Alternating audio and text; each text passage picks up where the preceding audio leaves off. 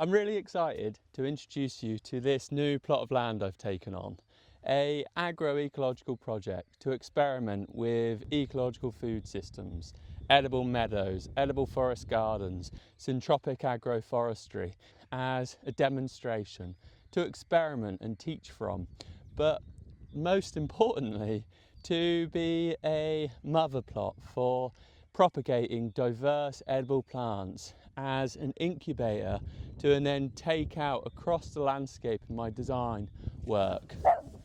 The camera fell over, but I'm really excited to be starting on this project. It's only half an acre, but it's amazing what you can do on half an acre of land. I've started creating a design, I've got hundreds of edible trees and shrubs to put in, and I'm now working on preparing the ground for planting and seeding. That's quite a difficult area because I know in permaculture and agroecology we really try to move away from cultivating the soil, and that's for many good reasons. Reducing erosion, protecting the soil structure and the soil microbiology, but sometimes on a large scale like this, when you're trying to establish a regenerative project, when you're planting hundreds of trees and you want to change it from currently what is a very low diversity, mostly grass dominated field into something that is diverse with edible trees, shrubs, herbaceous perennials and wildflowers. One of the most efficient ways to do that is to till the soil, because obviously we could go down a no-dig route and first bring in loads of material, compost, wood chip, and do the no-dig system where you're building up these mulch layers and suppressing the existing vegetation.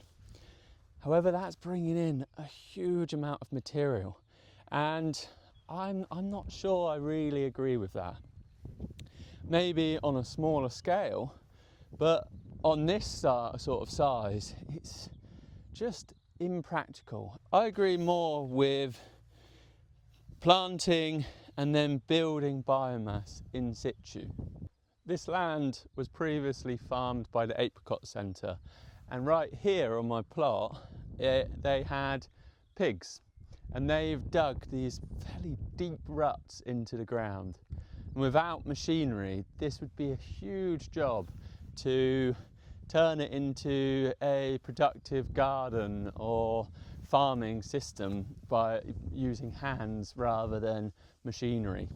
Because, I don't know if you can see this. Look how deep this hole is.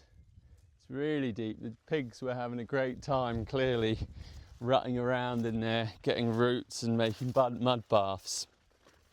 So what I'm going to do here is contract a farmer to plough the field and then to break up the material and level it so that I can seed diverse mixes of wildflowers and green manures. And then I'm going to start in phase one, I'm going to create a plant nursery, because as anyone knows who are trying to create an agroecological project where they're using a lot of shrubs and trees, you can spend a huge amount on plants.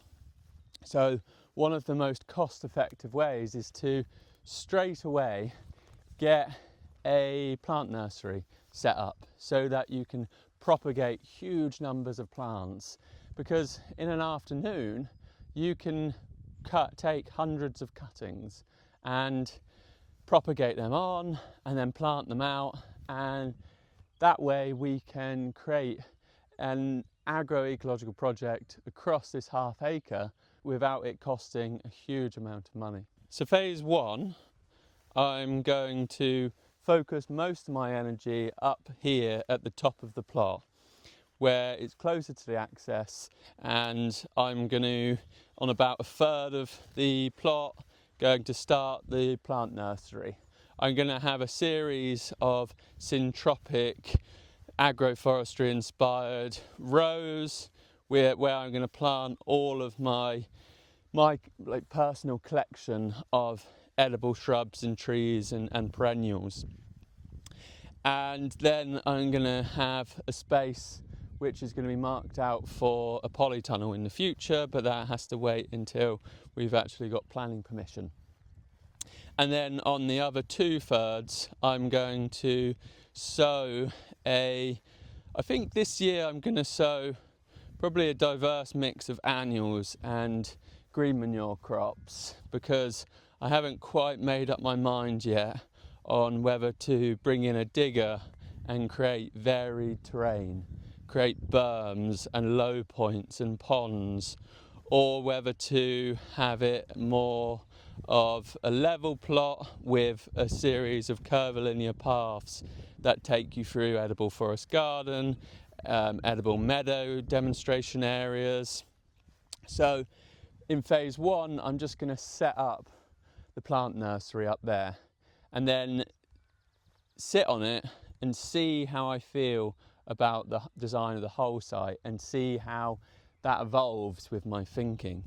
There's a couple of things I need to decide on, and it'd be great to hear your thoughts. What do you think, and why might you choose one of them over the other? I'm trying to decide which way to place my first Syntropic agroforestry beds. I don't know whether to set them out along the contour, north-south, or the most efficient route that is kind of in between both, but is following the rectangular shape of the plot. So that means it's easier to lay out, it's maximising the space and allowing more growing area, but that goes northwest to southeast and is just off of the contour line. And I realise if I follow the contour, it's good for soil conservation and water catchment. If I follow the north-south, it's good for the sun rays because it's least amount of shade cast, which is particularly good in a temperate climate. But at the moment, I'm probably leaning towards the efficiency of having it in the most efficient route on a rectangle. So have a look at these plans. Let me know what you think.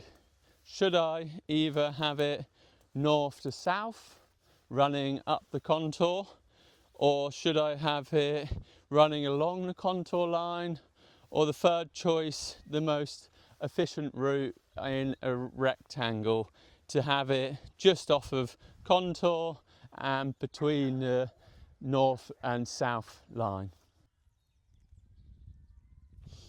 The other decision I'm trying to make is whether I create the Syntropic agroforestry beds without any additional organic matter, without bringing in wood chip or compost or logs, and just sow a green manure and then chop and drop to build organic matter in the soil.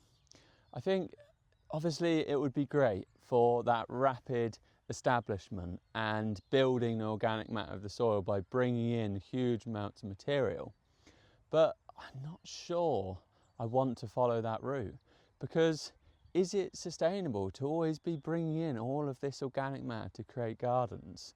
Or should we not just work with what we've got, sowing seed that germinates into plants that grow up, building organic matter both in their root systems and their above ground structures?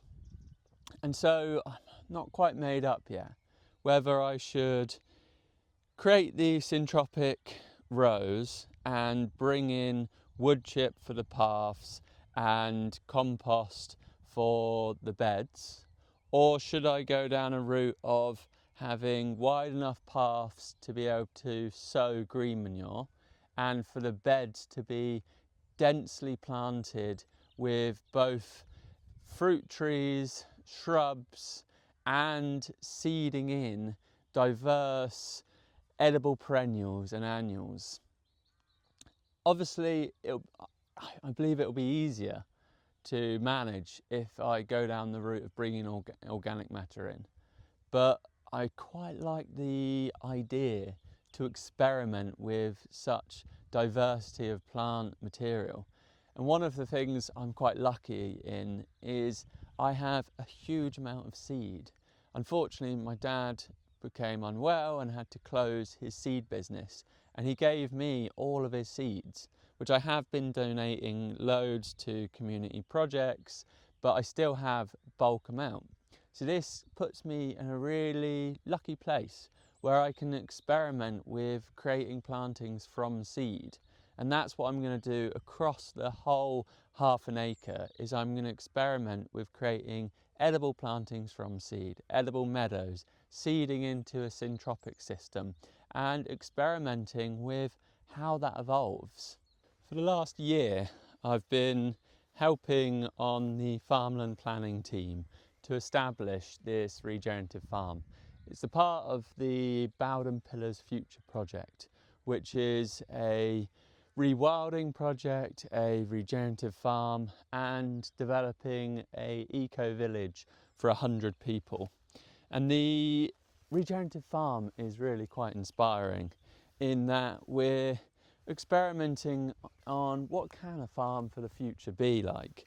What can a farm be like when the land stewards or land tenders have an intention to regenerate the land for ecology, but also provide diverse foods?